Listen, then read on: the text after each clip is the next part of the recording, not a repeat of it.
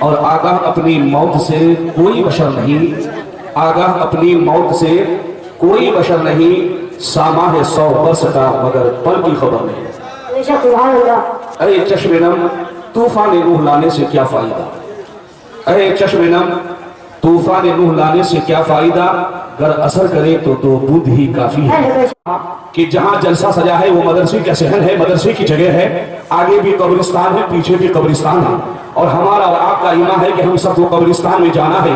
آپ کا ہمارا فیصلہ نہیں ہے، قرآن کہہ رہا ہے اینما تکونوا یدرککم الموت، تم جہاں کہیں بھی رہو موت تمہیں ڈھونڈ نکالے گی، اور جب موت تمہیں ڈھونڈ نکالے گی مرنے والے کے موت کے اسباب پیدا ہو جاتا ہے۔ جب مرنے والے مر کے بستر پر ہوتا ہے تو پوری دنیا میں یہ بات پھیل جاتی ہے کہ فلاں بیمار ہے، فلاں مرنے والا ہے، چلو اس کو دیکھتے ہیں، تو اپنے بھی چلتے ہیں، بیگانے بھی چلتے ہیں، رشتے دار بھی چلتے ہیں، سارے لوگ اس مرنے والے شخص کو جب دیکھنے کے لیے اپنے گھروں سے چلتے ہیں تو علماء فرماتی ہے کہ اس کو دیکھنے کے لیے جب رشتے دار یا پڑوسی اپنے گھر سے چلتے ہیں تو اس کے چلنے کو عیادت کہتے ہیں، اور وہ لوگ جتنے اپنے گھروں سے قدم اٹھا کر ان کے گھر تک جاتے ہیں ہر قدم کے عوض میں 10 گناہوں کو مٹایا جاتا ہے، 10 درجات کو بلند کیا جاتا ہے۔ اب آپ اس مرنے والے کے قریب پہنچے ہیں، اس کے عیادت میں گئے ہیں تو وہاں اس سیمانچل میں یہ دستور بن چکا ہے، ہمارے علاقے میں یہ مشہور ہو چکا ہے کہ لوگ اس مرنے والے کے پاس بیٹھ کر دنیا کی باتیں کرتے ہیں، دنیا کی تمام تر باتیں ہوتی ہیں، لیکن آئیے حدیث و قرآن میں علماء کیا بتاتے ہیں کہ اس مرنے والے کے قریب جا کر تم دنیا کی باتیں نہ کرو، بلکہ جتنی دیر تم ان کے پاس بیٹھے رہو اسے تلقین کرو۔ تلقین کا مطلب یہ ہے کہ تم کلمہ پڑھو، اور مرنے والا اگر کلمہ نہیں پڑھ رہا ہے، تمہاری بولی کو سمجھ نہیں پا رہا ہے تو پڑھنے کے لیے نہ کہو، تم خود کلمہ لا الہ الا اللہ محمد رسول اللہ پڑھ لو، ان کے لیے یہی تلقین ہے۔ نعرہ تکبیر، نعرہ رسالت، شان خطابت، نور مصطفیٰ کان فرس، سبحان اللہ ماشاءاللہ۔ دوستو کتنی دیر بیٹھو، 2 گھنٹہ 4 گھنٹہ پورا دن پوری رات نہیں، ان علماء سے پوچھو، کتابوں کا مطالعہ کرو تو یہ بات اچھی طریقے سے آپ کو معلوم ہو جائے گی کہ سنو مرنے والے کے پاس یا اس بیمار انسان کے پاس جب تم عیادت کو گئے ہو تو اتنی دیر بیٹھو جتنی دیر مرنے والا یا بیمار شخص تجھے سہ سکے، اتنی دیر بیٹھو، اس سے زیادہ بیٹھنے کی گنجائش نہیں ہے۔ اگر وہ تمہاری بولی کو خراب لگ رہا ہے، نہیں اس کی سمجھ میں آ رہی ہے تو جتنی دیر ہو سکے وہ سہ سکے سہ لو، اس کے بعد پھر وہاں سے تم اپنے گھر کو چلے جاؤ۔ سبحان اللہ سبحان اللہ، وہ کو بے شک حق ہے۔ وہ آپ جتنی دیر چاہے 10 منٹ یا 5 منٹ یا 20 منٹ جتنی دیر آپ ان کی مرضی پر بیٹھے، کوئی بات نہیں، جتنی دیر بیٹھے تو کیا آپ کا بیٹھنا خدا و رسول کے نزدیک کتنا مقبول ہے، آپ کو کتنا فائدہ مل رہا ہے، آپ کو کیا رزلٹ مل رہا ہے؟ تو اعجاز گھر کی بات نہیں کرتا، فرمان رسول کی بات کر رہا ہے۔ اس بیمار شخص یا مرنے والے کے پاس جتنی دیر تم بیٹھے رہے گویا تم جنت کی کیاری میں بیٹھے رہے۔ سبحان اللہ سبحان اللہ، بے شک حق ہے، واہ بے شک سبحان اللہ، جنت کی کیاری میں۔ اس کے بعد ہوتا کیا ہے، اب مرنے والا وقت آ گیا تو آپ کی روح نکلتی ہے، یعنی مرنے والا مر جاتا ہے، مرنے والا مر گیا۔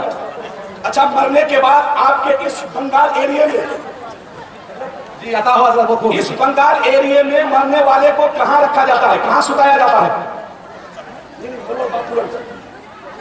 حضرات یہ بات مجھے اس دن پتہ لگا جس دن میرے والد صاحب کا انتقال ہوا تھا۔ روح نکلی، 4-6 عورتیں آئی، کیول ایلا مفتیہ، یہ ہماری ماں بہنیں سب سے بڑی مفتیہ ہے اس مسئلے میں۔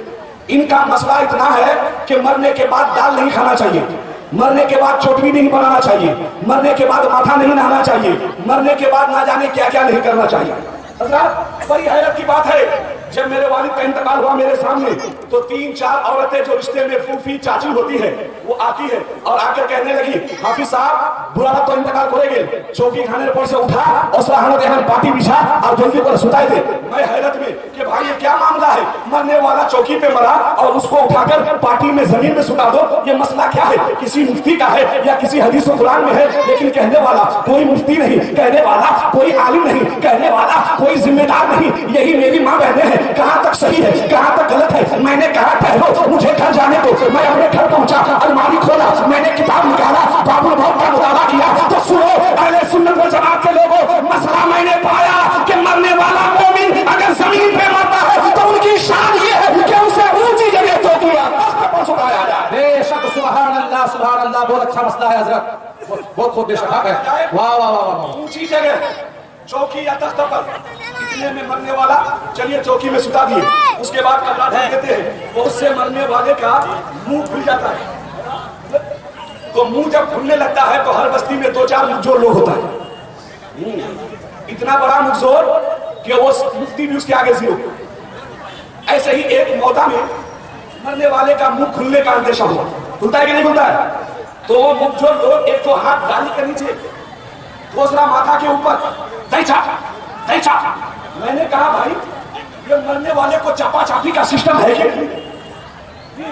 اس کے ساتھ پھر میں نے کتاب اٹھایا، پڑھا، تو مسئلہ یہ ہے کہ چاپا چاپی نہ کرو. مرنے والے کا اگر منہ کھلنے کا اندیشہ ہو تو سوتی کپڑا چوری پٹی بنا کر تھوڑی کے نیچے سے لگا کر ماتھے میں باندھ دو. یہی مسئلہ ہے، یہی فرمانی نبی. بے شک بے شک. اچھا بہت لمبا بات ہمارا تو کہا ہے مجھے نہیں والے صاحب مجھے تمہاری بھی جو ہے بھائی کہاتا چاپا چاپی ہوتے ہاتا کی ہوا چاہیے، ٹانا ٹانی، کھینچا کھینچی ہوتا ہے.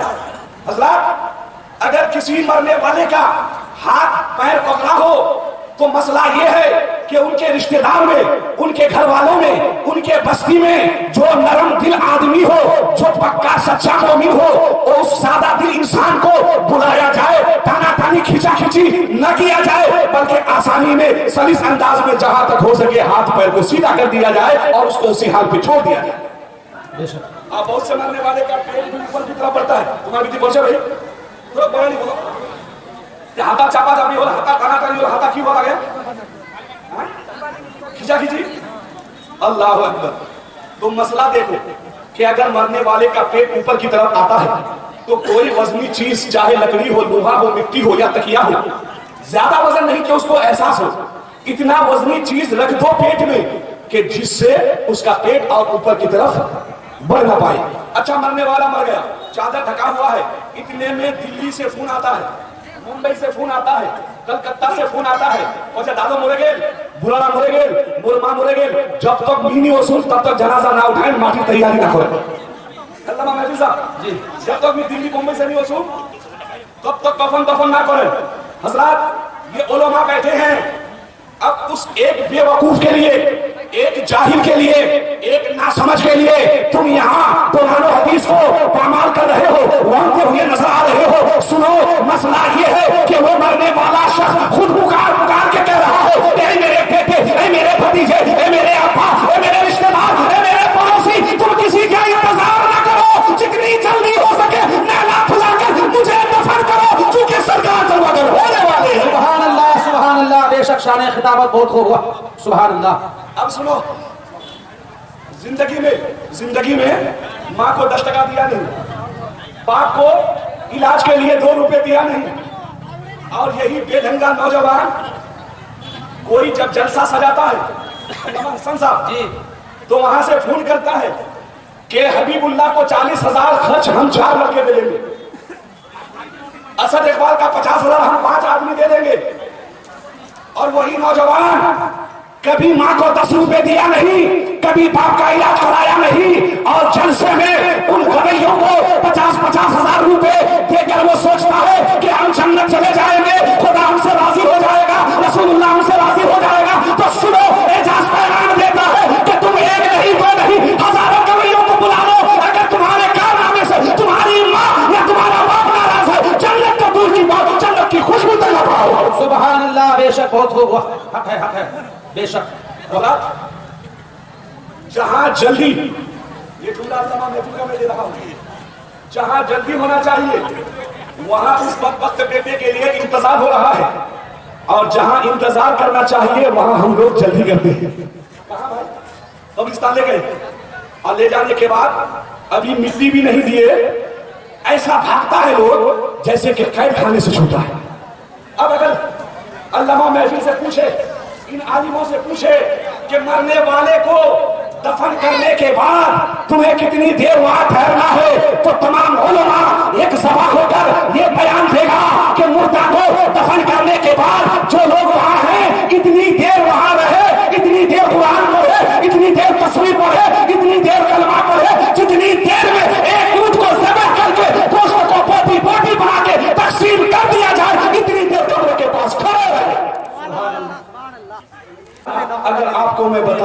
मौत मरने वाले को नहलाने का अभी हमें सुन्नत तरीका नहीं मालूम, कफन पहनाने का तरीका नहीं मालूम, जनाजे को लेकर चलने का तरीका नहीं मालूम। और यहाँ तो इतनी तक बात आ गई है कि कोई पैसा वाला जब मरता है, कोई नामवर जब मरता है तो उसके जनाजे में कंधा देने के लिए हर आदमी आगे बढ़ता है। वही एक कमजोर, एक गरीब जब मरता है तो लोग कंधा देने को भी राजी नहीं। हजरात, हम जिस नबी का कलमा पढ़े हैं वो आका फरमाते हैं कि ऐ मेरे चाहने वालों, मेरे कलमा पढ़ने वालों, तुम जनाजे में कंधा दो, और जिस जनाजे में तुम 40 कदम कंधा धोकर चलोगे, इसके सबके तुम्हारे 40 कबीरा गुनाहों को मिटा दिया जाए। सुभान अल्लाह, सुभान अल्लाह। बेशक बहुत खूब शान खिताबत। वाह वाह वाह। तो नहलाने का तरीका, कफन का तरीका, जनाजे लेकर चलने का तरीका, कब्र में उतारने का तरीका, ये बेशुमार बातें हैं। अल्लाह ने चाहा तो फिर कभी मुलाकात हुई तो गुफ्तगू होगी। मेरे बोलने में अगर कोई गलती हुई है तो मैं रब की बारगाह में तौबा इस्तग़फ़ार करता हूँ और कलमा तय्यबा ला इलाहा इल्लल्लाह मुहम्मदुर रसूलुल्लाह। अस्सलाम।